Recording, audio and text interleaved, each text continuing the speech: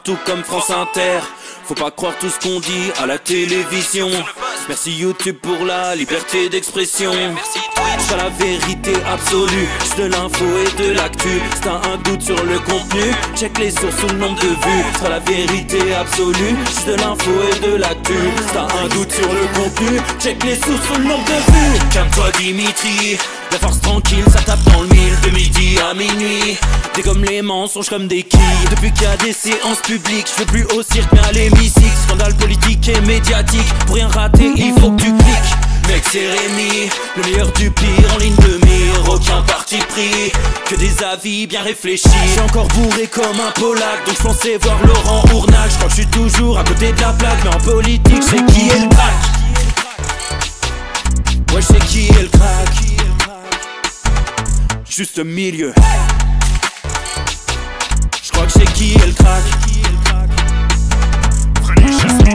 Ça lit des kilomètres de presse pour faire un résumé express. Ça charbonne comme un chinois avec la qualité d'un bavarois. On sera en retraite après notre mort, on sera bouffé par l'inflation. Dans le doute je vais voter Voldemort pour les prochaines élections. Passe de la country à la drill sans transition. C'était pas une bonne idée de me confier cette mission. Si t'aimes pas, dégoûte pas les autres. C'est pas moi qui le dis, moi je suis le roi des pauvres. Pour réfléchir j'ai qu'un euro, non moins je tomberai pas dans la fraude. Je le prononce Mittel, comme Angela Merkel. Désolé, je fais ce que je peux, je trouve ma répartie chez Lidl. Des enquêtes exceptionnelles, pas de langue de bois et de l'humour. La revue c'est juste mensuel, les vidéos c'est juste tous les jours. Ouais c'est juste tous les jours. Juste au milieu. Regarde ça tous les jours. Juste au milieu. Désolé pour mon manque de répartie. Je sais même pas ce que je débite. C'est dur la géopolitique. Ou un peu comme ma... République. Ma République, non? C'est dur la République quand même, non? Ouais? Non? Ah non, c'est mou, non? Ouais, les mecs se font chier, on dirait un peu. Ouais, c'est un peu mou. Enfin, ça dépend dans quel pays. Ouais. Bah, j'y connais pas grand chose, moi. Et c'est quoi une démocratie déjà?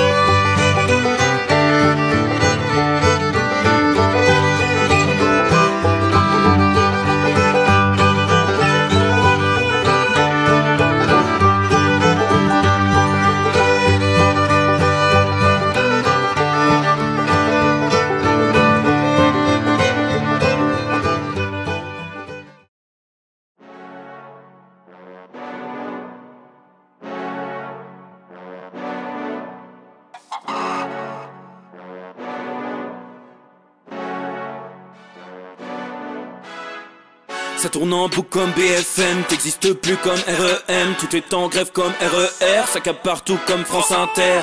Faut pas croire tout ce qu'on dit à la télévision. Merci YouTube pour la liberté d'expression.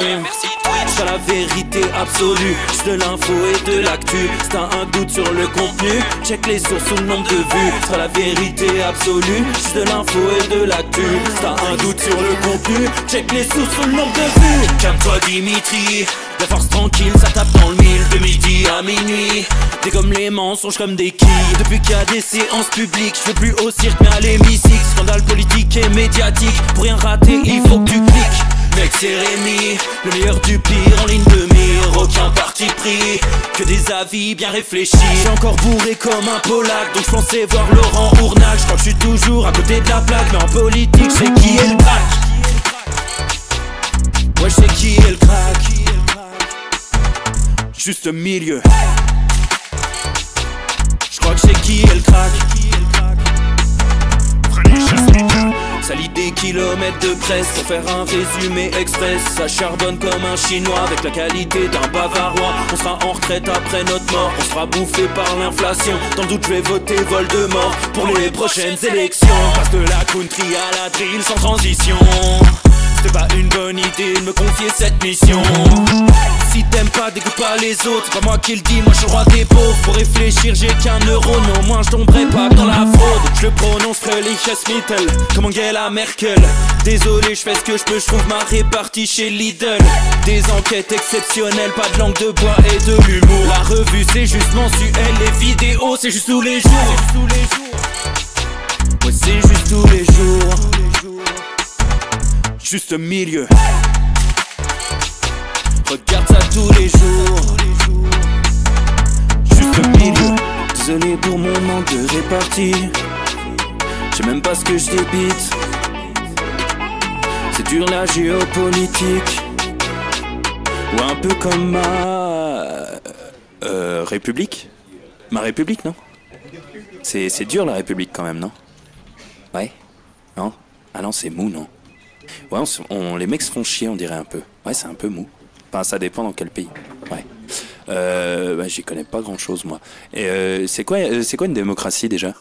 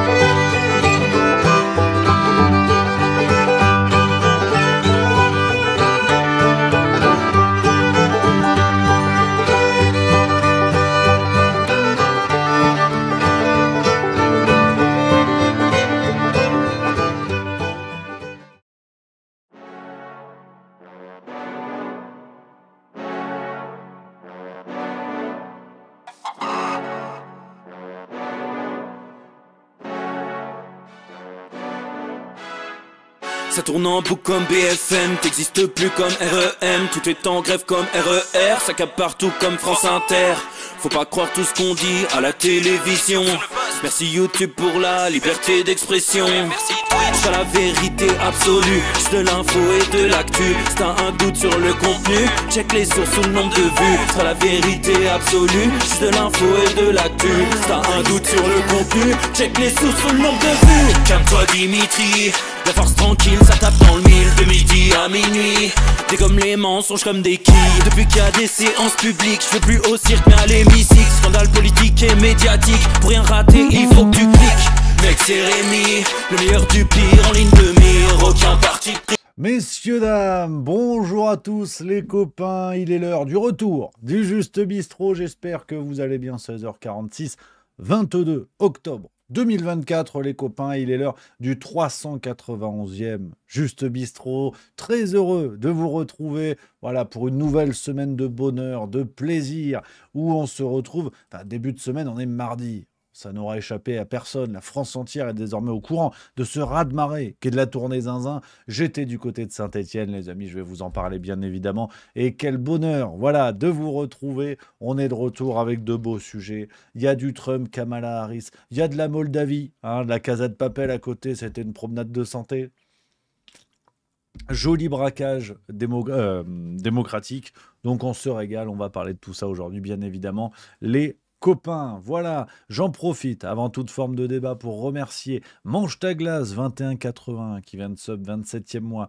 Merci également à tac tac tac tac tac tac tac je n'oublie pas Malicorne 007 pour le sub 25e mois, mon Karim CHU Haute-Pierre qui offre un abonnement à Choum 22, ça c'est sympatoche, voilà, bonjour les copains. Merci à tous les amis. Voilà, je prends mon message de mon Karim que j'embrasse qui dit « Salut Rémi, cool la vidéo sur les fact-checkers. Je pensais l'avoir plutôt sur la boîte noire. Sur les fact-checkers, je me suis fait plaisir. Il fallait que la France soit au courant de cela. Et sur la boîte noire, il y a de belles choses qui arrivent. On va parler de belles choses. Ça va arriver dans les semaines qui viennent. Qu'une d'une 73. Merci beaucoup. Voilà, 14e mois de sub. J'espère que tu vas bien. Marcel Zoro qui dit dommage qu'il n'y ait pas un club de rugby à Saint-Étienne parce que Pau a un peu ramassé après le passage de Rémi et du stade, mais tant mieux, le stade toulousain de retour, ça fait plaisir. Donc voilà les amis, ça fait plaisir. Il y a mon Hervéro qui dit salut Rémi, j'ai envoyé un mail pour le Juste Bar. J'ai vu ton mail. Effectivement, il faut qu'on en parle, mais je t'avoue, camarade, c'est pas le sujet numéro 1.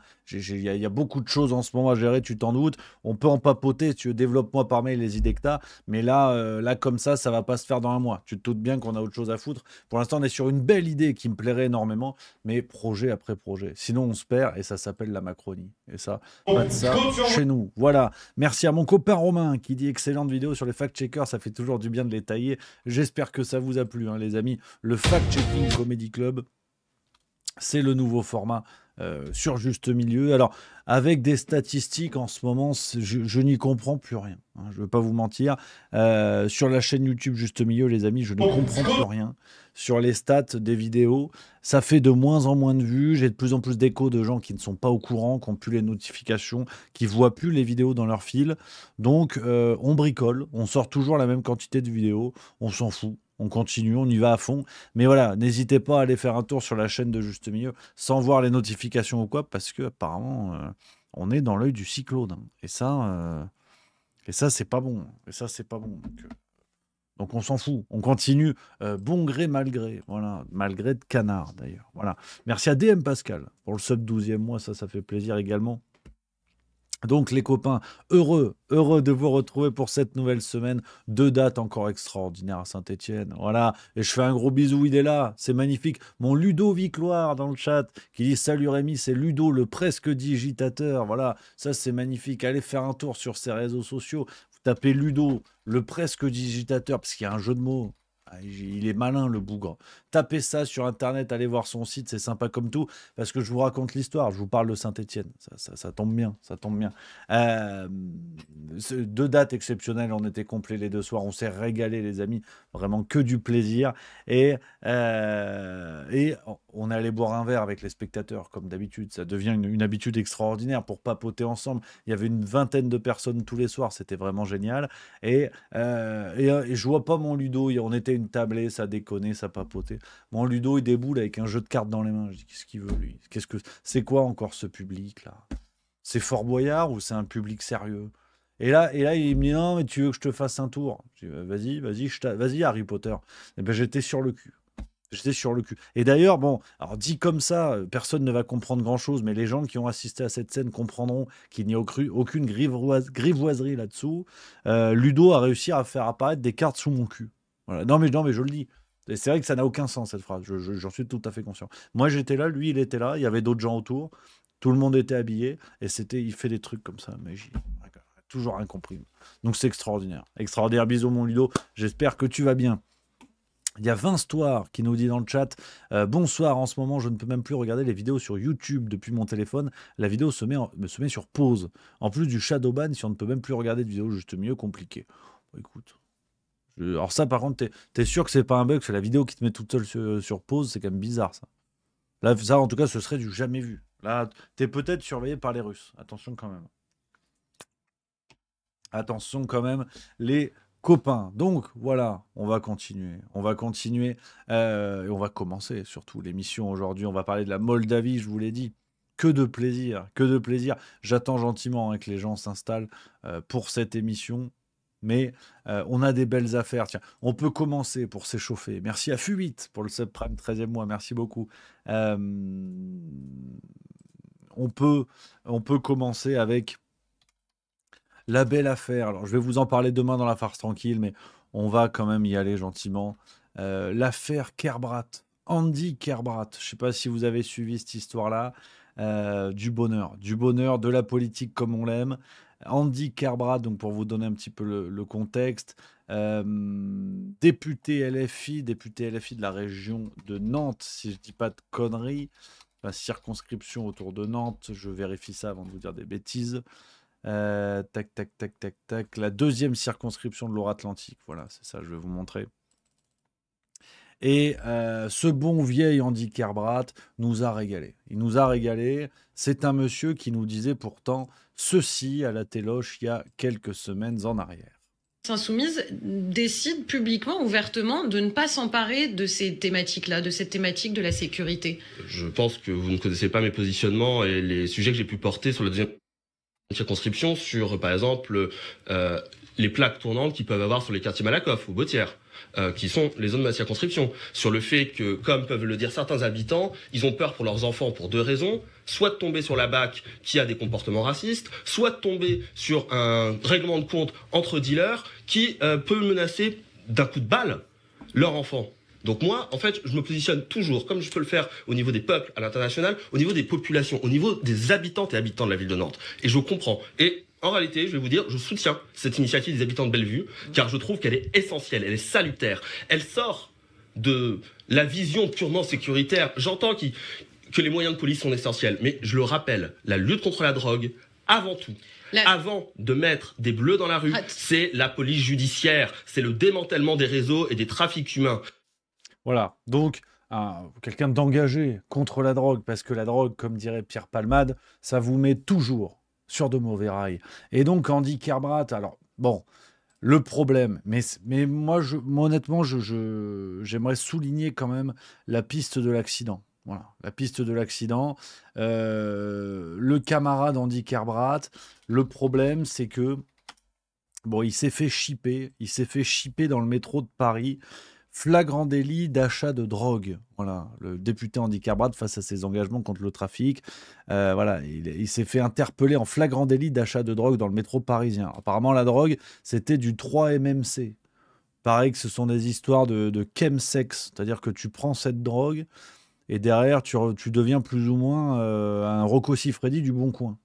Mais vraiment dans le coin, enfin vraiment très très loin dans le coin. Et il s'est fait chipper. Alors, quelques éléments sont sortis, je ne sais pas à quel point c'est véridique. Ce serait un vendeur de drogue mineur qui lui aurait vendu la substance. Je mets ça au conditionnel parce que je n'en suis pas certain. Donc, bon, les mauvaises langues diront encore un LFI qui se fait chipper dans ces affaires-là. Mais à la limite, on s'en fout. Le plus drôle là-dessus, c'est que donc ce député La France Insoumise qui saluait le travail de la police judiciaire dans la lutte contre la drogue se fait chipper en train d'acheter. Et derrière, tu te dis, bon, ils vont quand même peut-être, enfin lui et les têtes médiatiques de La France Insoumise comme d'habitude, ils vont peut-être au moins la fermer pendant 5 minutes, histoire de laisser passer la pilule, si j'ose dire. Non. En fait, non. Non, ils ont trouvé que c'était une meilleure idée de communiquer. Et Andy Kerbrat, alors il nous a régalé. Il a fait un communiqué qui est ici, hein, vous pouvez le lire en entier, ça a été publié le 18 sauf erreur. Donc il dit, hein, le jeudi 17 octobre, j'ai été contrôlé en possession de stupéfiants, j'ai reconnu immédiatement les faits qui m'étaient reprochés et me suis rendu le lendemain au commissariat pour une audition libre. Tu te dis, bon, il assume. Mais là où il nous a régalé, Andy, parce qu'il est breton, Kerbrat, la maison. Donc il est taquin. Ne dit-on pas taquinec comme une bretonnec, comme on dit là-bas. Et il a dit, mon entourage proche, mon équipe parlementaire ainsi que ma famille politique ont malheureusement appris les faits par des révélations par le journal d'extrême droite Valeurs Actuelles avant que je puisse les en informer. Cela interroge une nouvelle fois sur la porosité entre des sources policières et les médias d'extrême droite. Ouais. Si. Le mec, alors, il prétend lutter contre la drogue. Il se fait chipper en train d'acheter de la drogue. Et il te dit, eh oh, et quand même, ça a été révélé dans la presse d'extrême droite. C'est quand même pas un petit peu l'extrême droite? Ah ouais, non, c'est fort. C'est fort. C'est-à-dire que le mec viole une gamine et il te dit eh oh, excusez-moi de défendre la cause des mineurs, c'est ça l'engagement social. Non, Andy, c'est pas ça qu'il fallait. Aïe, aïe, aïe. Donc, que du bonheur, que du plaisir, tu vois. Andy Carbrat, la nouvelle affaire, que du plaisir, hein. L'extrême droite à toutes les sauces. Alors, bien évidemment, c'est doublement contre-productif, vous l'aurez deviné. Plutôt que de mettre le mec à l'ombre, il fait son communiqué, ça dégage, il le vire du parti, on n'en parle plus. Non, le mec fait un communiqué et te dit « Ouais, mais c'est encore l'extrême droite. » Mais en fait, si toutes vos conneries, c'est à cause de l'extrême droite. Au bout d'un moment, comment on fait? C'est-à-dire que, je sais pas, Mathilde Panot, elle marche dans la rue, elle casse son talon. « Eh oh, l'extrême droite !» Non. Non, c'est la gravité, c'est pas l'extrême droite. Ou alors la gravité est néo-nazie, ça c'est possible. Mais ça fait beaucoup, Tout ne peut pas être d'extrême droite, tu vois. Mélenchon, il s'étouffe avec une arête de poisson. Et le merlan, là, le merlan nazi. Non. Ça ne marche pas avec tout. C'est ça le truc. Ils ont tellement dénaturé l'excuse que ça ne peut plus marcher. C'est comme la Russie, tu vois. Réchauffement climatique, oui, mais quand même, carbone, tu changes 4 lettres, ça fait Karbov. Karbov, c'est russe. Non, ta gueule. En fait, non. Non, ça ne peut plus marcher. Et donc, c'est d'un ridicule. Donc, évidemment, Andy Carbrat, qu'est-ce que tu veux que je te dise? On lui pisse au cul, hein, comme tous les autres. C'est passionnant parce que, pour une fois, alors au moins, il faut reconnaître ça, la France Insoumise n'a même pas joué la montre. Ils n'ont même pas tenté de dire non, mais l'enquête va montrer que, allez, flagrant délit, merci, au revoir. Donc, c'est extraordinaire. C'est extraordinaire, cette affaire. Et sauf erreur, je vais vous retrouver la déclaration. On a eu droit, bien sûr, parce que sinon c'est pas marrant. Sandrine Rousseau, bien sûr, Sandrine Rousseau qui a fait un tweet et qui nous dit « Soutien, cher Andy, la consommation de drogue et l'addiction sont un enjeu de soins, de santé psychique et d'accompagnement. Tu as reconnu, tu es dans un parcours de soins, reviens-nous en forme. » Voilà. Je vous le laisse afficher. Là, j'ai pas de blague. Hein, là, je sais pas trop quoi vous dire. C'est-à-dire que si on caricature un poil, hein, vraiment un poil, en fait, quand tu es de gauche, tu peux tout faire, quoi, en fait. C'est-à-dire que tu tues quelqu'un au pistolet. Ouais, mais j'ai rangé mon pistolet. Tu es dans un parcours de rejet des armes à feu. Bravo. On est avec toi. C'est extraordinaire. Franchement, c'est extraordinaire. Je suis sidéré, en fait, par la facilité des têtes médiatiques de gauche. Hein. Je le redis comme d'habitude, les amis, des têtes médiatiques de gauche, en fait, à tous se pardonner à soi-même. C'est-à-dire que ça n'est pas arrivé jusqu'à preuve du contraire, mais Bardella, il cogne sa femme. On en parle pendant 6 ans. Tout le monde réclame son retrait définitif de la vie politique française. Et Adrien Quatennens, en fait, il est dans un projet de maîtrise de ses coûts. Tu vois, voilà. Hein, allez, Adrien, tu vas savoir mettre le point final à cette histoire. Tu vois. L'autre, il achète de la drogue, tu sais pas pourquoi bricoler. Non, mais c'est super parce qu'il a renoncé. Au bout d'un moment, il faut arrêter, quoi. Faut arrêter cette hégémonie politique, cette hégémonie idéologique qui vous permet tout. En fait, vous faites tout ce que vous voulez et c'est génial. En fait, c'est génial et vous avez le droit. Et par contre, quand c'est le cas des adversaires politiques, il y a un problème. Faut arrêter. Si Macron est potentiellement cocaïnomane, je dis potentiellement pour pas avoir des poursuites judiciaires, c'est du complotisme, hein, naturellement. Est-ce que la France Insoumise va dire oui, mais il est dans un parcours de soins? Est-ce que Sandrine Rousseau va dire oui, il est dans un parcours de soins? Faut arrêter, tu vois. Gérard Miller, il va recruter des femmes dans les publics, il en mange tout ce qui bouge. Oui, non, mais en fait, c'est bien, tu assumes ton éjaculat précoce. Bravo, Gérard, on est avec toi. Non, ça marche pas comme ça. Quand vous êtes des salopards, qui plus est dans la vie politique française, vous dégagez. Enfin, dans la vie politique de manière générale. Quand il y a prétention à donner des exemples, vous dégagez définitivement. Donc c'est un délire, c'est vraiment un délire. Et la France Insoumise, n'en déplaise aux fâcheux, n'en déplaise aux fascistes, on dira ce qu'on veut, mais il y a une collection d'affaires qui, à un moment donné, devrait interroger les électeurs de la France Insoumise. non pas par rapport au fait que les médias tapent tout le temps sur la France insoumise, mais qu'il y ait souvent des raisons que l'on tape sur la France insoumise. Parce que, je le redis comme d'habitude, hein, le projet politique de la France insoumise est nécessaire, intéressant par bien des aspects, mais aujourd'hui, ceux qui nuisent le plus au projet politique de la France insoumise, ce sont des membres de la France insoumise. Tout ne peut pas être d'extrême droite, tout ne peut pas être la faute à un acharnement contre la France insoumise. Quand Sophia Chikirou envoie des SMS avec écrit dedans ta fiole de merde, fin de citation, c'est pas un député un député RN qui l'a écrit à sa place. Et le problème, c'est que, et vous le savez, on se l'a déjà dit plusieurs fois, je parle en défense des électeurs de la France insoumise, c'est qu'à force de tout tolérer, à force de tout accepter, vous en venez à couvrir des salauds. Parce qu'on vous a fait gober l'idée que tout ce qui est dirigé contre la France insoumise provient de grands méchants qui en veulent à Mélenchon, qui en veulent à ce projet politique si parfait qu'il ne doit absolument pas arriver au pouvoir. Peut-être, mais il y a aussi que le fait que quand on désigne des connards dans vos rangs, c'est qu'il y a des connards dans vos rangs. C'est pas plus compliqué que ça par moment. Et oui, il y a plein d'affaires dans les autres partis. On peut toujours se rassurer en disant ça. Vous savez, c'est comme le menteur. Le menteur, il ment une fois, puis il dit « Ouais, mais bon, mon père, il mentait. » Puis il ment 2 fois. Il dit « Oui, mais bon, ma voisine, une fois, elle m'a menti. Puis en fait, il ment 1000 fois. Et ça devient un mythomane. Et à toujours se rassurer en disant « Oui, mais les autres font pire que moi. » C'est comme ça qu'on devient un salaud.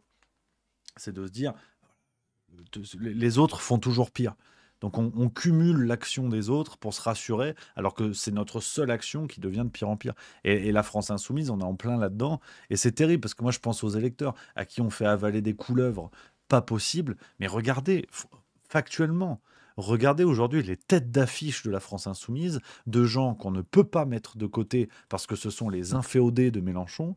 C'est-à-dire quand tu te trimbales Bompard, Boyard, Panot, et que tu dis ces gens-là sont mes représentants, les écolos pareil, Sandrine Rousseau. Putain, mais être écolo, c'est bien, c'est stylé, c'est positif. Mais tes représentants, c'est Tondelier, comment qu'il s'appelle l'autre gland, Jadot et Rousseau. Ouais, franchement, t'as envie de cramer des forêts tout seul. C'est extraordinaire, c'est extraordinaire. Donc non, Ercilia Soudé, j'oubliais, effectivement. C'est assez terrible. Delogu. C'est vrai. Je pense que la France insoumise devrait nettoyer leur parti de la France insoumise. Et ça réglerait beaucoup de problèmes. Tu enlèves toutes ces têtes médiatiques, tu gardes des gens d'éther, tu regardes les Clémence Guettet, je donne souvent l'exemple, mais à la limite, comment qu'il s'appelle ? Avec les lunettes, je trouve, je l'aime plutôt bien. Mince, avec les lunettes rectangulaires qui s'étaient pris le bec avec Meyer Habib. Mince, est-ce que quelqu'un va nous retrouver ça ? Mince, je sais plus comment il s'appelle. Guiraud, voilà, David Guiraud, merci. David Guiraud, Clémence Guettet, Hugo Bernalicis, faut voir, pourquoi pas. Je trouve que tu as une belle équipe, quoi. Tu peux faire quelque chose d'intéressant, de jeune, de dynamique. C'est mieux, c'est déjà mieux que Louis Boyard et compagnie. Ils ont tellement traîné ces boulets du côté de la France insoumise qu'ils ne peuvent plus s'en séparer, tu vois. C'est vraiment, s'ils les dégagent, ils vont être obligés de se dédire sur le fait qu'ils ont toléré ces abrutis pendant longtemps. Léo Mans, c'est pareil. On l'a dit dans mon petit coup de gueule, un peu, mon envolée lyrique de la semaine dernière. Mais Léo Mans, c'est un crétin. C'est pas méchant de dire ça. Je vais pas vous refaire tout le chapitre, mais c'est pas méchant. Factuellement, Antoine Léo Mans, vous bossez avec lui, vous n'en pouvez plus au bout de 2 semaines, parce qu'il est con. Et malheureusement, les partis politiques oublient une réalité qui est que ils vont répéter 1000 fois que certains de leurs représentants ne sont pas cons, sauf qu'à la 1001e fois, les gens vont dire si, en fait, si. On le voit, en fait. Arrêtez de le cacher. Mais c'est pareil avec Bardella. Bardella, tu lui mets un costume, tu lui mets les dents blanches, on peut y croire. Mais en fait, c'est un abruti, Bardella. Pas l'homme en tant que tel, mais le personnage qu'il endosse, c'est un personnage d'abruti. On lui fait dire absolument n'importe quoi. Je veux dire, le mec, il va saluer Zelensky à Bruxelles avec un grand sourire, alors qu'il y a 2 mois, dans les débats pour secouer un peu, il disait oui, alors l'Ukraine, on va voir. C'est ça le problème, c'est qu'ils ont un rôle d'abruti. Les individus sont peut-être intelligents, Mais aujourd'hui, Antoine Léaumont, faut arrêter d'essayer de faire croire au peuple que ce mec-là est compétent, qu'il faut le prendre au sérieux. C'est un abruti. Antoine Léaumont, je travaille pas 2 semaines avec lui. En tout cas, s'il se comporte réellement comme ça. S'il est réellement comme ça, qui peut croire que ce mec-là est apte à diriger quelque chose dans la politique française? Le problème vient de là. Le problème vient de là, c'est qu'il y a il y a une perte en fait de la crédibilité. Il y avait un papier très intéressant, les amis, si vous avez l'occasion. Dans l'opinion d'aujourd'hui, c'est Raphaël Liorca, un intellectuel, je ne sais pas vraiment quel est son boulot, qui a fait un papier intéressant, regardez. Lutter contre l'empire du discrédit. Et c'était très intéressant. Je vous lis un passage parce qu'on est vraiment dans ce qu'on dit en fait. Nous serions entrés dans l'empire du discrédit. Voilà en tout cas la thèse stimulante, mais pour la moins crépusculaire, de l'écrivain Christian Salmon. Dans un essai réunissant des chroniques parues sur une quinzaine d'années, 2008-2023, l'auteur s'est efforcé d'analyser une série d'événements, de situations ou de figures qu'il décrit comme les symptômes d'un même mal, le mal du discrédit. Cette force obscure a la caractéristique de ne pas viser à instituer un ordre social, mais à le discréditer. On la retrouverait partout, contaminant l'ensemble des niveaux discursifs et symboliques de notre époque, des discours politiques au discours médiatique, de Donald Trump au film Joker, du selfie à la télé-réalité, de la sextape de Michel Houellebecq aux casserolades contre la réforme des retraites, des gilets jaunes à la tronçonneuse de Javier Milei. Pour l'auteur, c'est à une véritable fractale du discrédit que l'on assiste, comprendre une prolifération de figures fragmentées dont la structure se répète à l'identique et qui obéissent à la même loi de gravitation symbolique qui attire tous les référents culturels vers le bas. Et je trouve que ça résume très très bien ce qu'on est en train de se dire. C'est que au fond, et c'est là que l'on voit, sans partir sur des grands raisonnements, mais c'est là que l'on voit assez facilement que, sans parler d'opposition contrôlée, vous savez que comme j'aime l'argument, mais tous nos partis politiques sont au moins d'accord sur une chose, c'est l'affaiblissement généralisé du niveau. On nous propose aujourd'hui des dirigeants ou potentiels dirigeants qui sont des abrutis. C'est pas plus compliqué que ça. Du RN à LFI, en passant par Écolo et compagnie, il y a un abêtissement généralisé. Et ces mêmes gens qui vont s'étonner que le peuple ne croit plus en la politique, que le peuple ne les soutient plus et ne vote pas pour ces guignols. Et je pense que là-dessus, il y a une dynamique qui a l'air, je ne sais pas si elle est organisée, mais qui semble volontaire dans le fait de pousser des guignols comme ça. Ah bah il s'en va lui. Ah bah super. Il est en douce. Ah bah d'accord. Ne me regardez pas. Mais il Non, est invisible. Bah demain, Ouais. ça roule, ouais. Chouchou comme on dit. Ouais, fais-moi foi. Yes. Allez, Ouais, puis, bah, je le dis dans le vrai monde, mais ça roule. sur Internet, quoi. Pas de sous. Allez, Ciao ciao. Ciao. Donc voilà. Enfin, c'est toujours un petit peu le même raisonnement. Mais je trouve ça plaisant. Je trouve ça plaisant de revenir là-dessus, les amis, de le rappeler de temps en temps et de le rappeler souvent. Voilà, les copains. On va y aller. On va y aller gentiment sur le vrai sujet, l'un des gros sujets de la soirée, les copains, ce qui s'est passé en Moldavie. Mais d'abord, vous le savez, les amis, sur Twitter et Facebook, rejoignez-nous sur Twitch en direct. Vous êtes de plus en plus nombreux et grâce à vous, le Juste Bistrot a de plus en plus de supporters. Voilà, donc n'hésitez pas. Si vous voulez nous filer un coup de pouce, il y en a plein avant vous qui ne voulaient pas venir sur Twitch, qui disent merde, je sais pas comment ça marche et tout. Ça se règle en 2 clics et les gens s'en sortent très très bien. Voilà, voilà les amis. Donc n'hésitez pas à nous rejoindre, à nous donner de la force. On a besoin de vous plus que jamais parce que vous le savez, Juste Milieu est sous les radars. Le shadowban, tout ça. Vous n'êtes pas au courant de toutes nos vidéos. Enfin, c'est une tannée. Donc on essaie de bricoler, on essaie de faire en sorte. Voilà, les amis. Alors, direction la Moldavie, les copains. Pour ce qui s'est passé, cette histoire d'élection, alors c'est vraiment du miel, ce à quoi on a eu droit. Je vous propose un article qui résume très bien la chose. Article des Échos, voilà, qui nous dit en Moldavie, stupeur et embarras après un référendum sur l'UE. Voilà, donc il s'est passé un référendum ce dimanche en fin d'après-midi, référendum pour valider l'inscription dans la constitution moldave de la volonté du pays d'entrer dans l'Union européenne.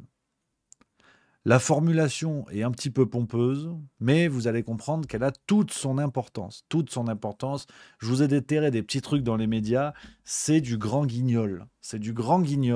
Et véritablement, je commence sincèrement à penser que ceux qui n'ont pas compris la supercherie démocratique qui est et qui est en train de devenir l'Union européenne, c'est vraiment volontaire. C'est un aveuglement volontaire assez extraordinaire. Alors, déjà, il faut rappeler que ce référendum a eu lieu le même jour que le premier tour de l'élection présidentielle moldave, dans laquelle la présidente en place, Maia Sandu, ou Sandu, je ne sais pas comment on dit, je ne parle pas moldave, s'est représentée. Elle a gagné donc au premier tour.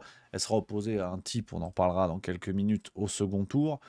Mais il s'est passé des choses très intéressantes. Donc sur cette élection présidentielle, pour être le plus complet possible, Maia Sandu est certes arrivée en tête avec 42% des voix, mais elle se prépare à un second tour difficile face à Alexander Stoyanoglo, soutenu par les socialistes pro-russes et bénéficiant d'une plus grande réserve de voix du côté des petits candidats. Donc déjà, on a tout groupé, histoire que ce soit simple. Après, je ne connais pas la vie électorale moldave sur le bout des doigts, donc peut-être que c'est une habitude, il faut quand même être prudent aussi. Mais voilà, pas certain du move. Mais qu'est-ce qui nous intéresse? C'est cette évolution curieuse de l'élection. Et pour comprendre à quel point cela est curieux, rien de mieux que de vous lire ce que disent les Échos. C'est pas plus compliqué que ça, pour vous dire à quel point la supercherie est grossière, véritablement grossière, parce qu'en lisant les articles de ce qu'on a pu trouver dans nos journaux français, on voit bien que ça ne tient pas la route, évidemment. Regardez ce que nous disent les Échos, je vous lis. La confiance qui régnait dans les rangs pro-européens, parce que tous les sondages donnaient le oui vainqueur sur ce référendum. La confiance qui régnait dans les rangs pro-européens est brutalement redescendue sur les coups de 22 heures, selon les résultats préliminaires de la commission électorale, basés sur les bureaux de vote traditionnellement pro-russes. Le non était loin devant à 58%. Le début d'une énorme surprise. Voilà. Énorme surprise. Alors, notez que je vais prendre le temps de vous expliquer tout ça, parce que tellement c'est grossier, il y a moyen de faire 4-5 blagues. Notez que tout ce que je vais vous dire aujourd'hui, les amis, provient de la même dépêche AFP. Les tournures sont les mêmes. Et je me suis amusé en fait à déminer tout ça, à vous le mettre côte à côte pour vous montrer à quel point ce que vous lisez dans la presse française, à un détail près, que je vous ai retrouvé, tout ça c'est la même chose. Et qu'on est dans de l'ingénierie sociale, dans de la propagande. On vous répète 14 fois le même message. C'est le métier de journaliste. Avant, un journaliste écrivait des articles, aujourd'hui il les reformule. C'est pas la même chose. Mais sur cette phrase, par exemple, selon les résultats préliminaires de la commission électorale basés sur les bureaux de vote traditionnellement pro-russes, le non était loin devant. Ok, enregistrez bien cette phrase. Voici ce que l'on peut lire dans Libération d'aujourd'hui. Regardez, celui-ci, celui du 22 octobre. Écoutez bien ce que l'on peut lire. Je vais vous retrouver à cet endroit-là. Écoutez bien par rapport à la phrase que je viens de vous citer. 50,45% des électeurs ont voté en faveur de l'inscription dans la constitution de la trajectoire européenne du pays, soit 13 284 bulletins de plus que ceux déposés par les opposants, souvent favorables à la Russie. Voilà. Donc vous passez de les Échos qui te disent les bureaux de vote traditionnellement pro-russes, le non était alors loin devant à 58%. Et chez Libération, c'est exactement la même idée. Voilà, on est dans l'ingénierie sociale pure, dans la propagande la plus pure. On vous explique que, de toute façon, voilà, il y avait plus de bulletins que ceux déposés par les opposants, souvent favorables à la Russie. C'est simplement, vraiment, des leçons de propagande. On a tous appris à l'école le caviardage des lettres des poilus en 14-18, par exemple, la propagande de Goebbels pendant la Seconde Guerre mondiale, sans faire de point Godwin. On n'a pas beaucoup avancé, vraiment pas beaucoup. C'est-à-dire que quand vous voulez manipuler une opinion publique, vous prenez une idée centrale, qui est, il y a des gens qui ont voté contre ce référendum, et vous appliquez discrètement, timidement, sans trop l'assumer, mais en le disant quand même, vous appliquez une idée, vous collez une idée qui sur le papier n'a rien à voir, ou de manière très parcellaire, pour en faire une vérité. C'est-à-dire que, je ne sais pas, qu'est-ce qu'on pourrait trouver pour la blague, même si vous avez compris l'idée, mais j'ai de l'eau dans cette gourde. Libération, une dépêche AFP pourrait sortir en disant Rémi, juste milieu, bois de l'eau comme le faisait Hitler. J'abuse, là j'y vais roue libre. Libération reprend la phrase et dit « Ce bon gros Rémi rempli de liquide aquatique comme le faisait un dictateur à moustache. » Puis après tu vas chez les Échos, tu dis « Ah oui, alors Rémi qui prend son fion pour un cactus n'hésite pas à s'arroser à longueur de journée à grands coups d'eau comme le faisait un amateur de saucisses de Strasbourg. avec une raie sur le côté. Enfin bref, petit à petit, tous les chemins mènent au message que vous voulez faire passer. Et aujourd'hui, tu lis les médias français et on t'explique que, en fait, de toute façon, ceux qui ont voté non, non seulement sont de vilains anti-UE, et sont en plus des pro-russes. Donc tu te doutes bien que c'est la lie de la société, évidemment, évidemment. Donc on continue sur celui des Échos parce qu'on n'est pas une pépite près. Je continue où j'en étais. Jusqu'au dernier décompte, lundi matin, responsables et citoyens moldaves ont vu leur nerf mis à rude épreuve, tant le résultat s'est joué d'une extrême justesse. Après avoir longtemps été devancé, le oui l'a finalement emporté pour quelques milliers de voix, 50,45%, grâce au bulletin de la diaspora qui a voté à 77% en faveur de l'Union européenne. C'est dingue quand même. Tu vois, ils ont tout compté les bulletins des Moldaves et tout. Et là, t'as un mec, à mon avis, je sais pas dans quel bureau de vote, il s'est dit merde, la diaspora. On avait oublié la diaspora. Merde. Bogdan, la diaspora, elles sont où les urnes? Ben, je sais pas, c'est sur Internet. C'est pas grave, on écrira nous-mêmes. Qu'est-ce que tu... Mais qui peut y croire? Qui peut y croire? Et puis, soyons sérieux, même dans l'hypothèse où ce vote de la diaspora est aussi majoritairement pour l'entrée de la Moldavie dans l'UE. Le message que ça envoie, c'est que cette élection cruciale pour le destin de la Moldavie s'est jouée avec le vote de gens qui n'habitent plus en Moldavie.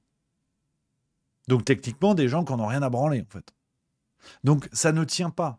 Ça ne tient pas une seule seconde. Je continue de vous lire, hein, les Échos, j'en suis là, hein, si jamais vous voulez vérifier ce que je vous dis. Je continue à vous lire pour comprendre à quel point ça n'a aucun sens. Quelques heures plus tôt, à 1h du matin, heure locale, Maia Sandu, donc la présidente en poste, était apparue devant les journalistes après avoir repoussé 2 fois son allocution. Accusant sans la nommer la Russie, la présidente moldave a dénoncé une attaque sans précédent contre la démocratie, évoquant une fraude visant l'achat de 300 000 votes. Donc, si vous voulez, si on résume en fait ce qui s'est passé depuis cette histoire de revirement assez extraordinaire, hein, parce que les Échos te disent stupeur et embarras. Donc, eux-mêmes parlent d'embarras, tu vois. Si on résume ce qui s'est passé, donc le non. Alors déjà, les sondages, oui, effectivement, faut pas oublier les sondages. Qui nous parlait des sondages? Attendez, bougez pas, voilà. Libération nous dit, dans les sondages, les pro-européens étaient donnés vainqueurs avec 55% des voix. Voilà.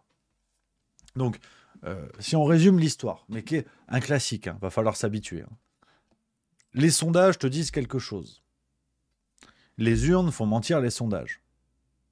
Et là, toute l'élite se met à être étonnée. Ils sont « Hey Bobby !» ou comme on dit dans le Wisconsin « Hey Bobby !» Donc, ils se disent « Merde, on avait fait les sondages et les gens n'ont pas voté comme on leur a dit.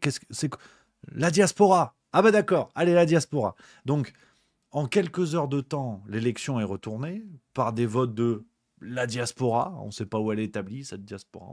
On ne sait pas. Mais elle a voté à 150% pour l'UE, donc 79 chiffres officiels, mais bon. La diaspora renverse le vote, et non content de se trouver dans une situation à minima qui doit entraîner le doute, au mieux qui doit entraîner la suspicion, vous avez la présidente qui déboule, et qui dit « Non, mais en fait, c'est une fraude électorale. » Et là, tout le monde dit « Bah oui, on avait vu. Non, mais Joker, de la Russie. » Ah, pardon. Excusez-moi. D'accord. C'est-à-dire qu'on vient chipper dans ton assiette. On te dit, alors, on a volé dans ton assiette. Tu as vu la personne. Elle avait ses gros doigts dans ta purée. La personne te dit, les doigts pleins de purée, on a volé ta purée. Là, tu dis, bah oui, mais c'est pas moi.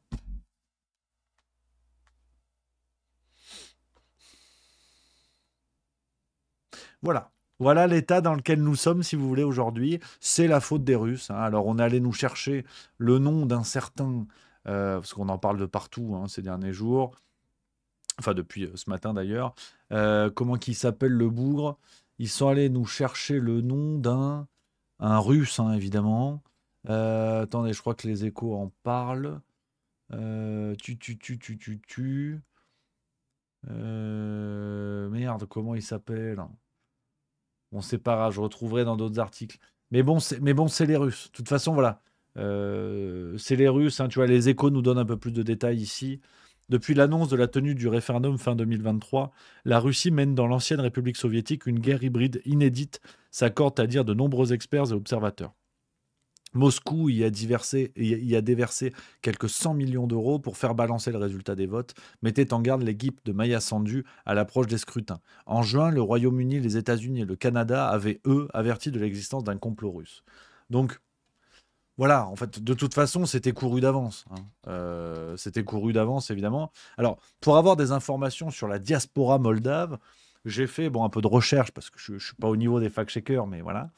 Euh, j'ai tapé diaspora moldave sur Google, ce qui me permet déjà de faire une différence avec les fact-checkers, tu vois, et où tu apprends que, parce qu'il y a un élément qui est intéressant, alors c'est pas sur ce site que j'avais creusé l'histoire, voilà, tu vois, sur la diaspora moldave, on a les chiffres de Wikipédia, alors ça vaut ce que ça vaut, hein.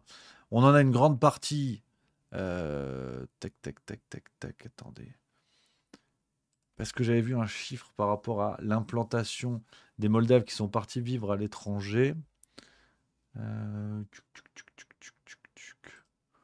que c'est cet article-là? Je découvre avec vous parce qu'on est tellement dans la science-fiction, si vous voulez, que c'est intéressant de creuser cette affaire-là. J'ai perdu la carte que je voulais, mais c'est pas grave. C'est pas grave. Parce que de toute façon, on comprend à peu près l'idée de ce que cela veut nous dire.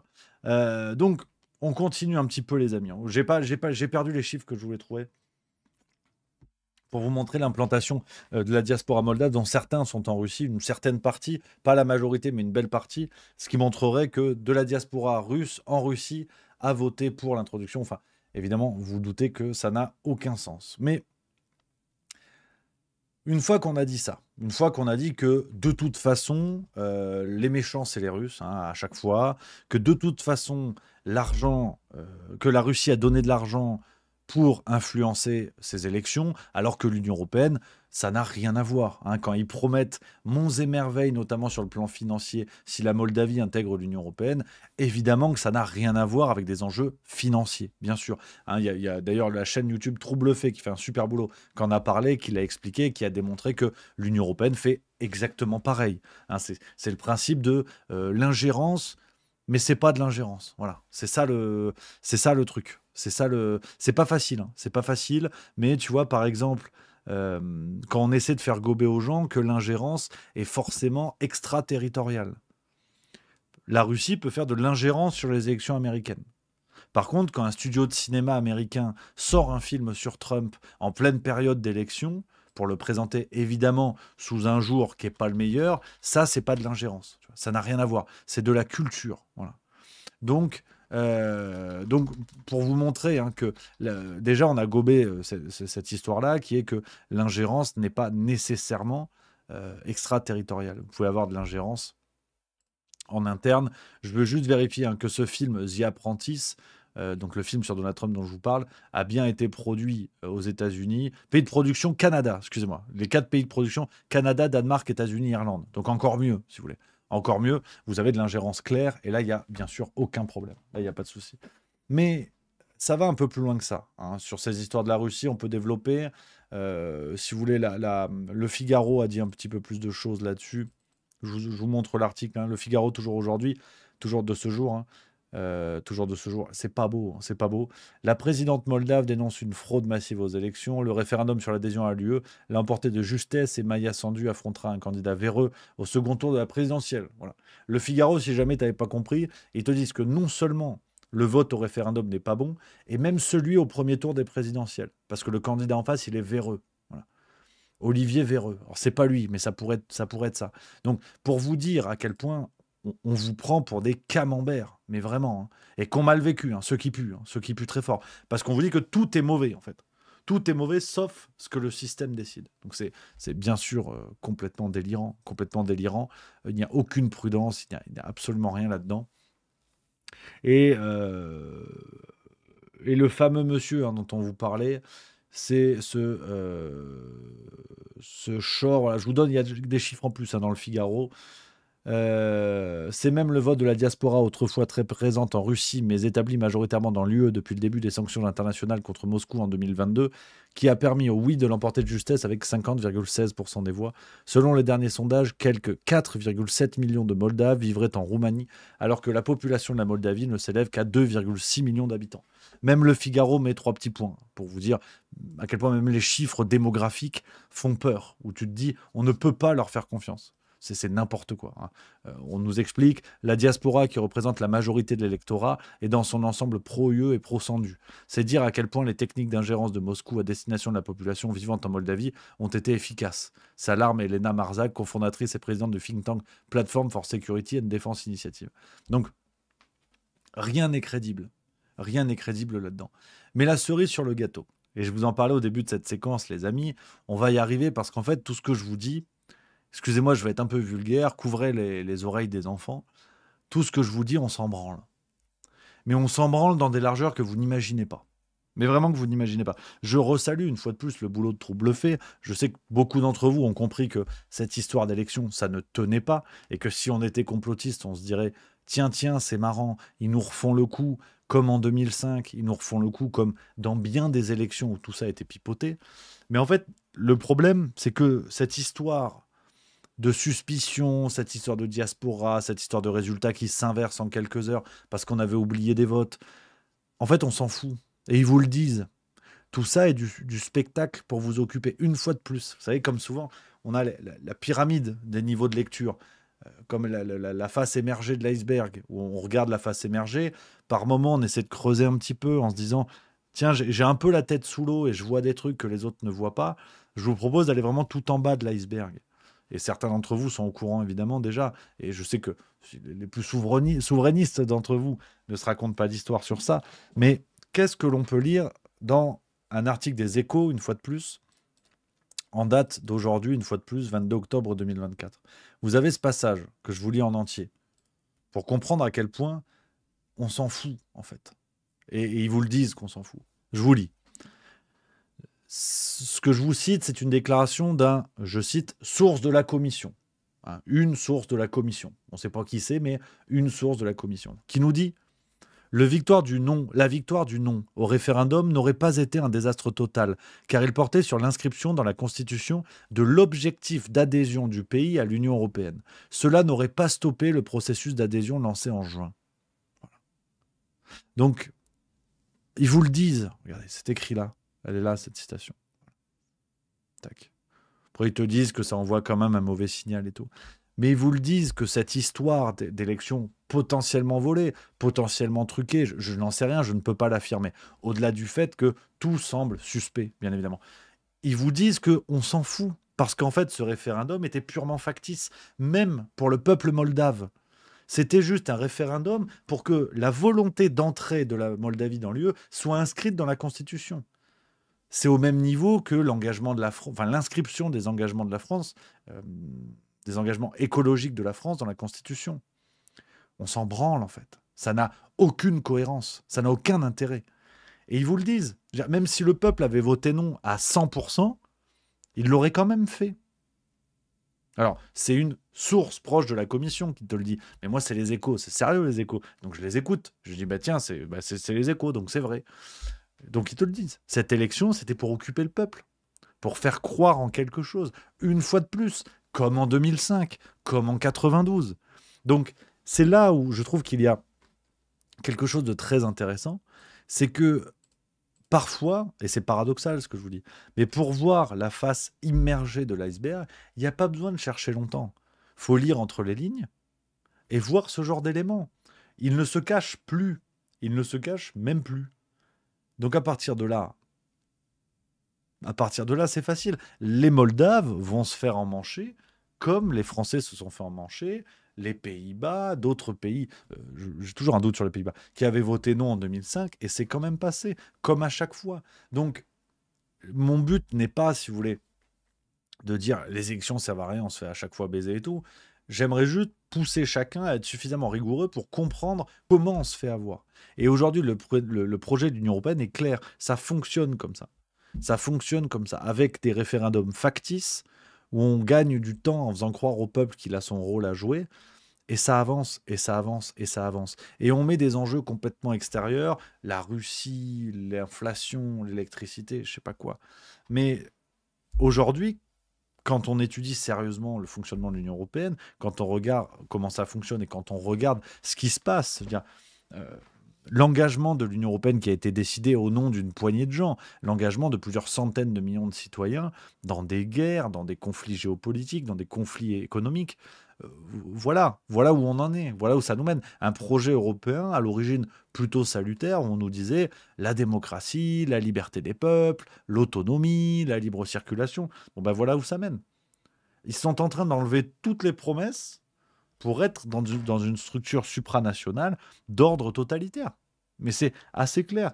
Euh, je ne vois pas comment on peut faire plus clair, si vous voulez. À cet exemple de la Moldavie, où tout le monde s'échine à dire « Ouais, mais peut-être l'inversion du vote, c'est grave parce que le pourcentage de la diaspora, mais on s'en cire. » Et eux-mêmes s'en foutent. Même s'en foutent complètement. Donc, tout ça pour dire, finir cette séquence-là, on est dans le juste bistrot, on papote, on est entre nous. Tout ça pour dire que, et là, bon, là, je vais être purement complotiste. Je quitte le sujet de la Moldavie, qui est plus ou moins lié avec ce que je vais vous dire, mais euh, on est dans le pronostic, donc on sait à quel point je suis bon en pronostic. Donc, de toute façon, il a rien à craindre. À mon avis, il a rien à craindre. Mais je pense que quand on voit à quel point ce système occidental est aux abois, que ce soit l'Union européenne, les États-Unis, on voit que tout se pète la gueule. Tout se pète la gueule. Et tout le monde voit que, au fond, le modèle occidental qu'on nous a vanté n'est ni un phare dans la nuit pour les pays émergents, ni un phare dans la nuit pour les peuples de ces mêmes pays. Tout le monde voit bien qu'il y a des visées qui sont bien éloignées de ce qu'on nous a vendu, de ce qu'on nous a promis. On va pas refaire l'histoire. Mais je pense que Trump va se faire descendre. Là, je suis dans l'expectative complète. Un pari qui vaut ce qu'il vaut. D'ailleurs, qui n'est même pas un pari, parce que j'aimerais pas, on a envie que personne ne se fasse descendre. Mais je ne vois pas comment ces élections américaines peuvent avoir lieu. Voilà. J'enchaîne avec le deuxième sujet dont je voulais vous parler. On y va direct. Pour moi, il va se faire descendre. C'est impossible autrement. Le système, l'État profond américain est aux abois comme jamais. Mais comme jamais. C'est-à-dire que on voit certains sondages, alors qui valent ce qu'ils valent, parce qu'ils sont réalisés par des instituts ou par notamment une plateforme de crypto-monnaie, si je ne dis pas de conneries. Un fameux sondage, on voit les courbes qui se séparent. Ce sondage est fait par une plateforme de crypto-monnaie, donc ça vaut ce que ça vaut. Mais la cote de Kamala Harris est en train de se péter la gueule. On en a parlé la semaine dernière, les démocrates eux-mêmes sont en train de comprendre qu'au fond, l'enjeu n'est plus du tout sur des questions démocrates républicains. Parce que Biden, démocrate sur le papier, est un mec qui a réengagé les États-Unis dans la guerre, est un mec, enfin en tout cas lui et son entourage ont menti à tous les citoyens américains, républicains comme démocrates, pour se maintenir au pouvoir alors que le mec était sénile, un homme qui a avoué sa sénilité et qui est toujours au pouvoir. C'est vous dire le sérieux du rapport politique de certains démocrates et du respect qu'ils ont vis-à-vis des citoyens. Donc, tout ça part en couille complet. Kamala Harris, tout le monde voit bien qu'elle est timbrée. Loin de moi l'idée de vous dire que Trump est beaucoup plus sage et intelligent, mais en tout cas, elle a l'air factuellement plus timbrée que lui. Donc, ce qui est quand même pas du tout rassurant. Et puis, Trump, 3 tentatives d'assassinat. Sauf erreur, c'est du jamais vu. Pour un ancien président, c'est du jamais vu. Ancien président, qui plus est candidat. Je ne sais pas si on se rend compte, en fait, du traumatisme démocratique que ça doit être. Mais imaginez les prochaines élections, 3 tentatives d'assassinat sur Mélenchon, sur Le Pen, sur Ruffin, sur je ne sais qui. C'est inimaginable, inimaginable. Et ça passe. On est en train d'en faire un fait divers. On te dit, oui, bon, ça fait partie du jeu. C'est cette bonne vieille tradition américaine de buter des présidents. Non, mais c'est extraordinaire. Donc, sincèrement, je ne vois pas comment Trump peut aller au bout, pour une raison X ou Y. Si j'étais complotiste, je vous dirais, ça peut être une nouvelle pandémie, ça peut être une guerre, ça peut être un assassinat. Je ne sais ce que ça peut être, mais l'État profond américain ne peut pas lâcher comme ça. Parce que sinon, tout s'écroule. Et on a vu le cynisme de ces gens-là, on a vu ce à quoi ils sont prêts depuis des décennies, on a vu leur respect des peuples depuis des décennies. voilà, je suis dans le complotisme le plus pur, hein, qu'on soit bien d'accord. De toute façon, c'est une hypothèse dans le futur, hein, c'est une hypothèse prédictive. Donc, de toute façon, tant qu'on l'a pas vécu, on peut pas invalider mon bordel. Donc, voilà, je dis les mêmes conneries que les fact-checkers, si vous voulez, hein. Ils ne savent pas mieux que moi. Donc, je vous le dis, j'ai vraiment très peur pour ça. Non pas parce que je sois forcément pro-Trump, mais simplement que les élections américaines puissent se tenir et que les citoyens puissent voter, tout simplement. Mais là, c'est trop, c'est beaucoup trop. Trump est en train de mettre une branlée à Kamala Harris. Ils ont tout tenté. Rendez-vous compte, même les médias occidentaux. Regardez les médias français. Le traitement de la campagne américaine, on est passé il y a 2 mois de la Kamala Mania. Ils en faisaient l'héritière d'Obama. C'était vraiment Barack avec un brushing. Tu sais pas, tu te disais la représentante du vote noir américain, afro-américain. On en a déjà parlé. Son père est jamaïcain, sa mère est indienne. Le seul rapport que Kamala Harris a avec l'Afrique, c'est peut-être les ancêtres de Puff Daddy qu'elle fréquentait il y a quelques années en arrière. Donc faut arrêter les conneries. Ça n'a pas marché. Ils t'ont dit oui, mais en fait, les femmes, ça n'a pas marché. Maintenant, ils te disent oui, mais bon, d'accord, Kamala Harris, c'est une pompe, mais les ingérences de la Russie.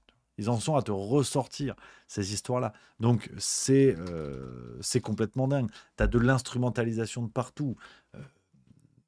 Ça devient complètement fou. Ça devient complètement fou. Cette élection, si vous voulez, a l'air déjà trop renversée pour que l'État profond américain laisse faire. Parce que, je le redis, hein, on en avait parlé déjà au moment de la première tentative d'attentat contre Donald Trump. C'était le 14 juillet, sauf erreur. On en avait déjà parlé que, pour moi, l'État profond n'a pas de couleur politique. Il y a autant d'États profonds chez les démocrates que chez les républicains. Et que, pour moi, la notion d'État profond a du sens à partir du moment où, à la rigueur, on utilise ce trait commun du lien avec le complexe militaro-industriel ou militaro-culturel, je ne sais plus, comme dirait Pierre Conessa, qui a écrit des bouquins formidables là-dessus. Donc, si vous voulez, un coup de l'État profond, quand je vous dis ça, pour moi, c'est absolument pas une histoire de c'est Joe Biden. Pas du tout. Ce sont des Américains de l'élite, mais vraiment le gratin du gratin de l'élite, qui vont s'organiser parce que la politique de Donald Trump ne va pas dans leurs intérêts. Mais si on creuse, je suis sûr qu'on trouve autant de démocrates que de républicains, qu'on soit bien d'accord. Voilà, je suis complètement d'accord avec mon Bamcom5 dans le chat, hein. L'État profond s'en fout des démocrates ou des républicains. Ce qui lui importe, c'est l'hégémonie des USA sur la planète. Complètement d'accord. C'est-à-dire, quand vous regardez la géopolitique américaine du XXe puis du XXIe siècle, quand le pouvoir en place envoie des GI se faire crever la peau dans les 4 coins du globe, ils en ont rien à branler de savoir si ce sont des soldats démocrates ou républicains. Donc, qu'on soit bien d'accord aussi là-dessus. Il faut vraiment qu'il y ait cet accord-là. Quand je vous dis ça, c'est pas du tout une question de pro-Biden ou pro-Trump. Je m'en cire. Je dis juste que là, on est à un niveau très inquiétant. J'espère franchement me planter, vous vous en doutez, mais je ne vois pas Trump aller au bout. Et d'ailleurs, je suis même étonné, si vous voulez. Enfin, c'est con parce que c'est pas mon métier, mais je trouve que si j'étais un conseiller de Donald Trump, pardon, mais tu sais, le conseiller un peu taré, tu viens le voir parce qu'il est rigolo, mais il dit que de la merde. Moi, si j'étais Trump, victime de 3 tentatives d'assassinat, hein, dont 2 où il y a eu des tirs, je dirais, voilà, les élections, c'est dans 1 mois, un peu moins d'1 mois. Je vais m'enfermer dans un bunker. Ma vie est en danger. Ils vous l'ont prouvé à 3 reprises. Je sais que j'ai gagné. Je m'enferme dans un bunker. On se retrouve le jour de l'élection. Je serai sûr de pouvoir me représenter. Fin du game. Mais fin du game. Genre le mec sûr de lui. Tu vois, sûr de lui de... Bon, l'hôtel est nul. Je vais la laisser faire pendant 3 semaines. De toute façon, ça va être de pire en pire. Moi, je vais me cacher parce que sinon, ils vont vouloir me buter. Vous l'avez vu, ils ont déjà essayé. Merci. On se revoit à la Maison Blanche. Terminé. Franchement, terminé. S'il fait ça, pour moi, il gagne. Pour moi, il gagne. Parce qu'il a raison. Parce qu'il a raison. Je veux dire, on a essayé de le descendre par 3 fois. C'est un truc de taré. C'est inimaginable. Je vais pas radoter pendant des heures, mais je trouve ça complètement dingue, quoi. Vraiment complètement dingue. Donc, voilà un petit peu, les amis, sur cette page, hein, élection américaine. On en reparlera, bien évidemment. Mais on parle beaucoup aujourd'hui, voilà, politique extérieure. Moldavie, États-Unis, Ça fait plaisir, je voulais vous partager ça. Les copains, voilà, dites-moi dans le chat si vous avez des questions, les amis. Après, je vais vous parler de Saint-Etienne, évidemment, je vais en reparler, je vais faire que du plaisir, faire plein de trucs super, voilà, on va se régaler. Alors attends, j'ai eu un message d'erreur sur mon ordi, c'est pas bon, il y a eu un truc rouge, est-ce que tout le monde m'entend? Voilà. Ouais, bon, ça a l'air de marcher, on est bon. Oui, effectivement, c'est dans 2 semaines. Dans 2 semaines, on dit NAPU 0. Voilà. Voilà, les copains. Je prends vos petits messages, allez-y, les amis, on papote, on est ensemble, j'ai le temps. Ce soir, c'est vélo. En plus, ce soir, c'est entraînement de vélo. Vous vous doutez bien que j'ai envie. Fléau 93, Chemtrail, tu vas en reparler. C'est vrai qu'il faut qu'on finisse le documentaire. Ça, c'est juste complètement d'accord. Marcel The Rock, il y a un côté amateur aux tentatives d'assassinat de Trump. Bah, heureusement. Heureusement, sinon Trump ne serait plus là pour en témoigner. C'était d'ailleurs un argument à un moment donné. Vous savez, pour préparer le Fact-Checking Comedy Club, il y a un argument à un moment donné de Rudy Reichstadt ou Tristan Mendes France, mais qui est sidérant, si vous voulez, du scénisme et de l'état mental des anti-Trump. À un moment donné, l'un ou l'autre, de Laurel et Hardy de La Vérité, dit en même temps... on dit, les complotistes disent que c'est l'état profond, les complotistes disent que c'est l'état profond, mais bon, si c'est l'état profond, il n'est pas très fort cet état profond parce qu'il a raté son coup. Tu sais, le mec te dit ça avec un sourire, dans un renversement rhétorique sidérant, qui est de dire, mais la condition d'existence de l'état profond aurait été que le coup soit réussi.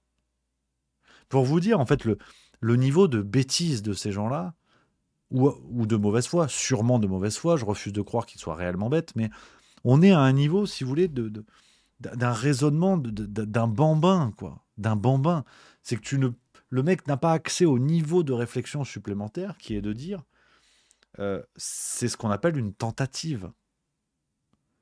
Il n'y a pas besoin que tout réussisse pour que ce soit une condition d'existence. Et de toute façon, si l'attentat avait réussi contre Donald Trump, les fact-checkers auraient dit « Ah oui, non, mais en fait,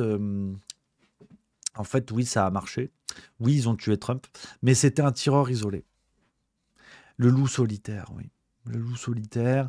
D'ailleurs, on a retrouvé ses armes. Il avait un lance-pierre et un pistolet à eau. Donc, on ne sait pas trop. Peut-être que Trump a fait une crise d'anévrisme, oui. Avec 12 balles de Kalachnikov dans le dos, oui. Parce que c'est la migraine. Ça fait mal. Ça fait mal. Donc non, c'est complètement taré. C'est complètement taré. Et voilà, je trouve que aujourd'hui, les fact-checkers, c'est pour ça que j'espère que ce format vous a plu, du Fact-Checking Comedy Club, les amis. J'espère que ce format vous a plu. Je prends un plaisir fou à le préparer. Et c'est passionnant parce qu'on est vraiment dans le cœur du réacteur, en fait.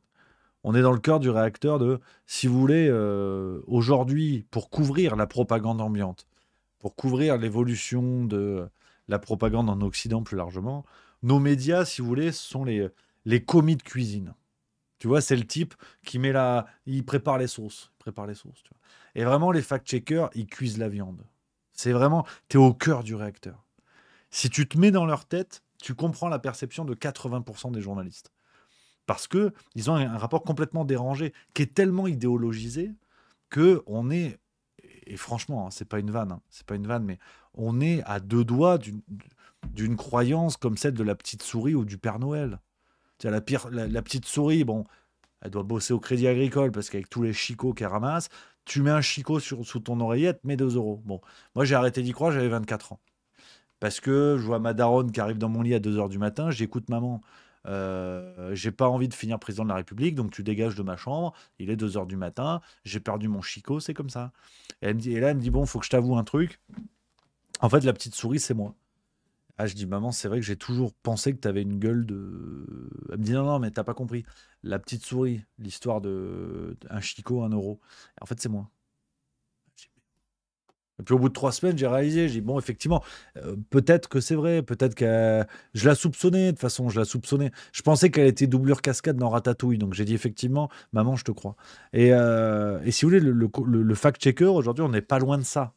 Les mains qui le nourrissent, que ce soit des subventions publiques, des fondations pour je ne sais quoi, les mains qui lui donnent de l'argent, lui disent, voilà, en fait, c'est bien, notre argent, c'est bien. On est américain, on est français, on est de l'Union européenne, on est de la fondation pour je sais pas quoi, on est bien. On est bien, en fait. Donc, tout ce qui est américain, par ricochet, c'est bien. Le Vietnam, une hausse momentanée de la chaleur à grands coups de napalm, pas plus. Les attentats contre Donald Trump, une partie de chasse qui a mal tourné. L'idée, c'est vraiment de tout transformer comme ça. Parce qu'on ne, d'une, on ne mord pas la main qui te nourrit, et de deux, ces gars-là sont dans un réflexe rhétorique permanent, si tu veux. C'est que demain, je dis n'importe quoi, évidemment, je dis n'importe quoi. Trump peut se faire buter en live à la télévision par un mec qui porte un t-shirt Biden, qui a une une casquette Biden, un couteau Biden. Il lui met 14 coups de couteau, il regarde la caméra et dit « Je suis pour Biden, je suis pour Kamala Harris, je suis démocrate ». Il peut se passer ça. Le fact-checker va te dire « On n'est pas sûr. On n'est pas sûr. » Alors qu'à l'inverse, Biden prend 14 coups de couteau par un mec qui a la casquette Great America Make Again, le t-shirt, le couteau de Trump 2024, et le fact-checker va te dire c'est Trump. Voilà. Donc c'est lamentable. C'est lamentable.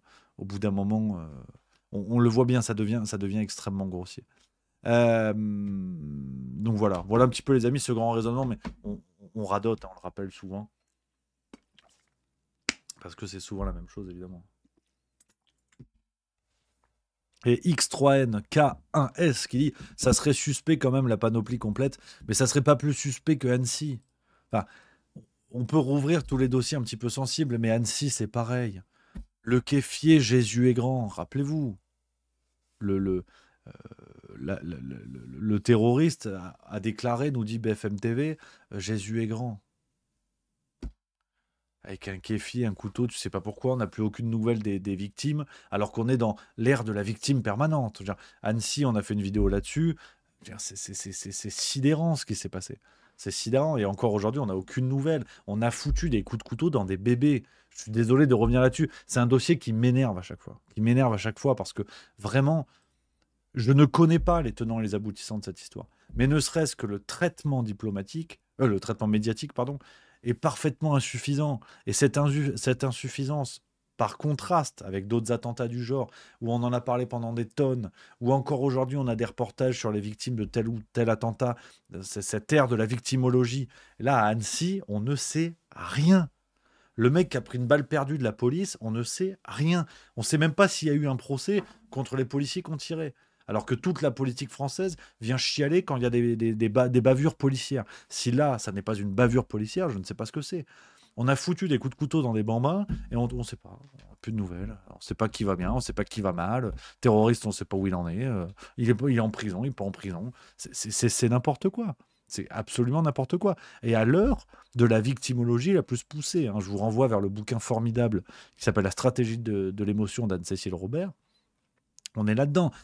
Je mets en parallèle deux affaires qui n'ont rien à voir, qui sont des drames. À partir du moment où les gens meurent, c'est toujours un drame. Mais pour vous dire, à la fois le traitement de l'attentat d'Annecy et un événement beaucoup plus récent, la mort de Paul Varry à Paris, tué par un conducteur de SUV alors que lui circulait à vélo. Regardez, quoi. En une de Libération, vélo-voiture, des pistes pour mieux cohabiter. Voilà. Après la mort de Paul Varry, tué par le conducteur d'un SUV à Paris, il y a une semaine, des cyclistes se sont rassemblés à Saint-Ouen lundi pour lui rendre hommage. Loin de moi l'idée d'insulter la mémoire de ce monsieur, bien évidemment. Qui plus est, d'ailleurs, sur le plan purement médiatique, Libération fait un traitement en disant la question, c'est la cohabitation entre automobilistes et cyclistes. Quand on regarde comment les faits se sont déroulés, on parle d'un mec qui a clairement roulé sur un type, si vous voulez. Donc c'est la violence de la société. C'est pas la violence de la cohabitation SUV vélo. Faut pas déconner. C'est d'abord la violence de la société. Qu'est-ce qu'a annoncé Hidalgo moins de 72 heures après le drame? Sa volonté de donner le nom d'un square ou d'une rue à Paris, de donner le nom Paul Varry, de ce monsieur tristement assassiné alors qu'il faisait du vélo. On en fait un martyr du Vélib. J'ai pas envie de faire des vannes là-dessus, c'est terrible, c'est tout frais, le pauvre monsieur. On pense évidemment à sa famille. Mais rendez-vous compte, quoi. Rendez-vous compte où on en est. On est en train de nous faire des martyrs du Vélib, alors que on peut comparer avec d'autres affaires. Je parle sur le traitement médiatique qui est fait. Pas sur le fond des affaires, sur l'origine et la nature, mais l'affaire Philippines, fallait pas mettre des affiches dans la rue, et là on va faire un martyr du Vélib. Annecy, on n'a plus aucune nouvelle, et là on va ériger un square. C'est pas sérieux, si vous voulez. On est dans une société qui nous rend tarés. Ce que je vous dis, c'est pas de la clairvoyance. Ce que je vous dis, c'est pas de la clairvoyance. C'est juste d'accepter souvent, de manière rigoureuse, de répéter l'effort, de mettre tout ça sur une table et de regarder. Et de regarder, de dire, ok, bah oui, effectivement, là, ça n'a pas de sens, là, ça n'a pas de sens, là, ça n'a pas de sens. Et on met de côté l'idéologie. C'est pas mon sujet. Moi, pour qui vous votez, je m'en fous. Mais ce que je vous dis, c'est que ça n'a aucun sens, ce qui se passe. On va ériger un square en honneur d'un martyr du Vélib, et Philippines, les médias te disent oui, mais en fait, commémorer cette jeune fille, c'est le début du nazisme. Mais c'est de la gueule de qui? Est-ce que les gens antifascistes, on peut le deviner, en écoutant ce qu'ils ont chanté lors d'un hommage à Philippines, je ne sais plus dans quel coin, je crois que c'était Valence, dans la moitié sud de la France, il me semble que c'était Valence. Y a des types qui sont venus, qui ont chanté nous sommes tous antifascistes et tout. Où sont ces gens-là? Est-ce qu'on les connaît? Est-ce qu'ils ont été arrêtés? Est-ce qu'on peut les poursuivre? On n'en sait rien. Donc c'est fou en fait de voir que non seulement on est entré dans une forme d'État qui dicte les larmes, qui choisit les larmes, c'est-à-dire il y a des larmes qui sont légitimes, il y a des larmes qui ne sont pas légitimes, et en plus un État, quand je dis État, ça englobe toutes les strates, hein, des élites jusqu'au plus bas, où tout le monde tolère le fait qu'il y ait des peines autorisées. C'est-à-dire que Annecy, tu peux pas pleurer, parce qu'en fait, Annecy, ça n'a pas existé aujourd'hui, concrètement. Je veux bien qu'il n'y ait que les complotistes qui te disent tel ou tel événement n'a pas existé, en septembre ou je sais pas quoi. On est d'accord, on n'est pas d'accord, c'est pas le sujet. Mais aujourd'hui, Annecy, si tu regardes le drame d'Annecy, si tu regardes le traitement médiatique qui est fait, c'est comme si ça n'avait pas existé. L'affaire Lola, c'est pareil. L'affaire Philippines, c'est pareil. Sur l'affaire Philippines, qui sait que l'assassin est toujours en Suisse et que la demande d'extradition de la France a été faite le jour même où, je crois que c'est Valeurs Actuelles, a révélé que le mec était toujours là-bas. Il a fallu que ça ressorte dans la presse pour montrer que la justice française n'avait pas fait son boulot. Je ne sais pas si on se rend compte, en fait. Donc c'est extraordinaire. On est dans des fenêtres médiatiques où l'État décide de quelle affaire on peut parler ou pas. Enfin bref, je me suis emballé. Les amis, je me suis emballé sur ce sujet-là. Je voulais vous en parler. Comme d'habitude, hein, ça ouvre des tiroirs, ça tire des ficelles, ça tire des réflexions. J'espère que ça ne vous fait pas fuir. C'est le plus important. Et pas fuir, je respecte évidemment votre système urinaire. Je dis fuir au sens partir. Voilà, qu'on soit bien d'accord. Voilà, les copains sur ces affaires-là. À la fois un coup de gueule, à la fois une réflexion qui vaut ce qu'elle vaut. Voilà, les copains. Je crois qu'on est pas mal. Pour ce soir. Ce que je pouvais vous dire. Alors, la tournée zinzin, j'ai de grandes nouvelles, de grandes annonces à vous faire. On est en train de s'organiser avec l'équipe Juste Milieu pour de nouvelles dates sur 2025. Dans tous les coins où on n'est pas allé. C'est l'Alsace, c'est le Pays Basque, c'est la Lorraine. C'est un peu partout. En fait, c'est un petit peu partout. On va revenir dans certains coins où on est déjà venu. La tournée zinzin continue de plus belle. Vous êtes de plus en plus nombreux dans les salles. On est toujours complet. Ça continue. C'est un truc de dingue. C'est un truc de taré. Je suis le premier étonné de ce qui se passe. Donc, on y va plein badin. Et voilà. Le spectacle va durer le temps qu'il dure parce que, voilà, commence à y avoir des vannes un peu salées avec tout ce qui se passe, mais on se régale, on est là, et j'ai hâte, voilà, de passer un peu de partout, les copains. Je vous donne le lien pour la prochaine date, c'est Nice, parce que on fait aussi des salles de plus en plus grandes, les amis. Hein. Ça, je vous en parlerai un peu plus longuement, peut-être vendredi. Je prendrai du temps dans le Juste Bistrot pour vous donner un peu les coulisses du spectacle Juste Milieu. Certains le savent déjà ou pas, mais on fait tout en indépendant. C'est-à-dire que dans certaines salles, quand vous regardez les billetteries, vous pouvez voir le spectacle zinzin à côté d'autres personnes que vous voyez sur TF1 et tout. Et c'est super, hein, chacun fait son truc. Mais nous, on fait tout en indépendant. On est tout seul. On n'a pas de producteur. On va pas chez Drucker. On va pas chez tout ça. Et grâce à vous, grâce à la communauté, on remplit des salles. Vous nous donnez énormément de force. Et c'est un truc de dingue ce qu'on arrive à faire. Et je peux vous dire que ça peut étonner un peu. Ça peut étonner à droite, à gauche, parce qu'on se débrouille, pardonnez-moi l'expression, avec notre zizi et notre couteau.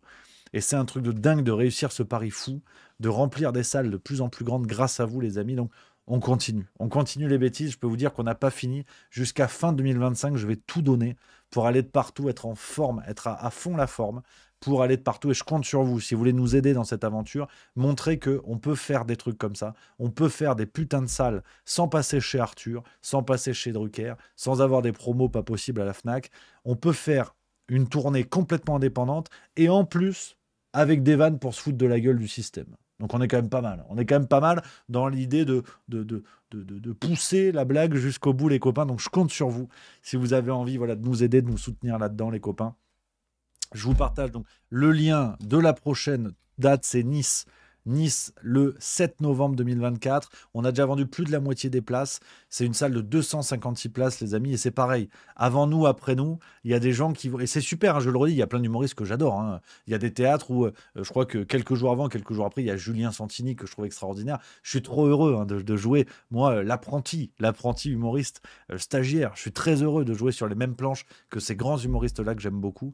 Et donc, c'est une aventure de dingue. Et on arrive avec nos petits bras, mais on a autant de monde si ce n'est plus. Alors c'est pas un concours de zizi, mais tout ça c'est grâce à vous et on mesure chaque soir la force de notre communauté, les copains. Donc voilà les amis, 7 novembre 2024, c'est à Nice et si vous voulez nous aider, n'hésitez pas à partager sur les réseaux sociaux. Et une chose qui est très importante aussi, si vous voulez, pour ceux qui ont vu le spectacle, bien évidemment pour ceux qui ont vu le spectacle, si vous voulez donner votre avis sur internet, notamment sur un site comme Billets Réduc. Voilà. Et c'est vraiment un facteur de promo, hein. C'est vraiment un lieu de promotion. Tous les avis, si possible bons, sont bons à prendre parce que ça fait de la promo. Ça fait vraiment de la promo sur cette plateforme où plein de gens vont voir les spectacles du moment en France et en province, comme on dit dans le showbiz. Et si vous avez vu le spectacle, par contre, je compte sur vous, voilà, pas mettre des faux avis, évidemment, ce serait une connerie. Si vous avez vu le spectacle, je compte sur vous, nous donner de la force aussi là-dessus parce que ça fait de l'écho et petit à petit, les gens vont regarder la communauté justement en disant mon Dieu, c'est qui ces zinzins? Et ben voilà, nous on sait, on continue. Voilà les amis, donc je vous embrasse, je vous donne rendez-vous demain, 2 rendez-vous.